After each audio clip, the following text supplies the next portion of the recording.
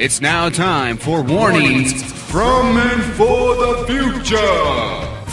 I'm Bert Schwuschenheimer.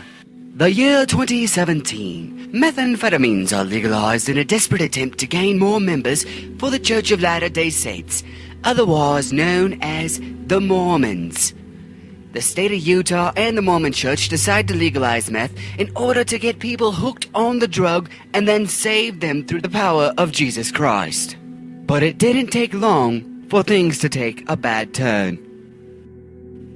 3 years after the legalization of methamphetamines, a new religious branch of the Mormon Church formed, calling themselves the Methmans.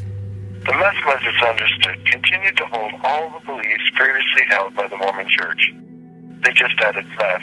This branch of Mormons hooked on speed grew to an alarming rate. 2 years after the creation of the Methmans, a new religious branch formed, calling themselves the Morphetamins. Now, the Morphetamins were essentially the same as the Methmans that preceded them, except in that they placed meth before Jesus Christ. The Morphetamins had an unusual way of gathering members for their church. It was the future. And me and my future ex-family were invited over to one of those Morphetamite family future game nights. And you know what? They're some of the nicest futuristic people I know.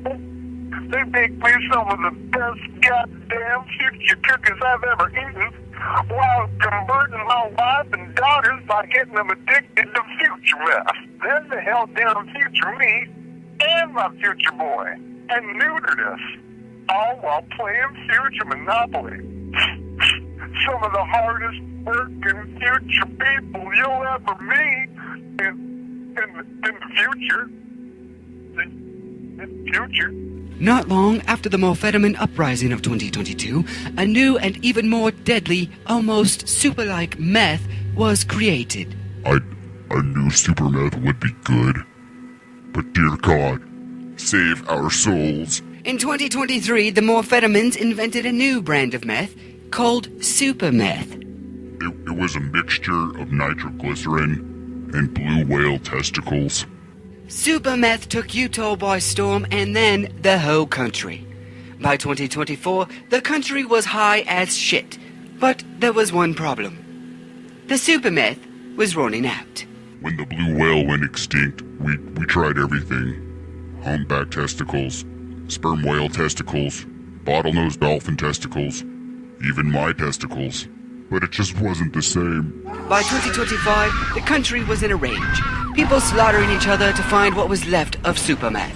Some would call this the zombie apocalypse of 2025. But a small amount of super meth would survive in a small mountain town in Utah. There, an alliance would be formed that would change the world forever.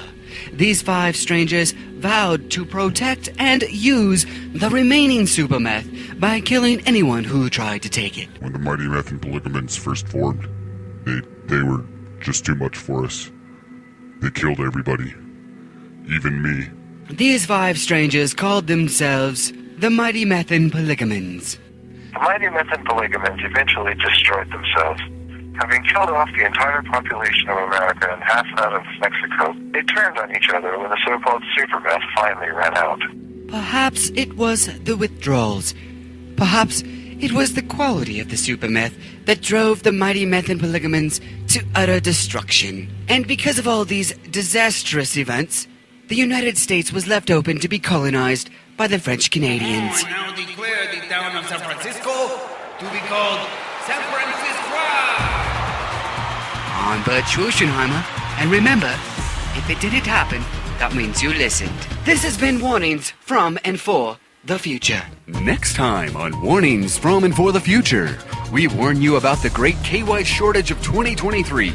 Until then, see you in the future. This has been a Schnick in the Mud production.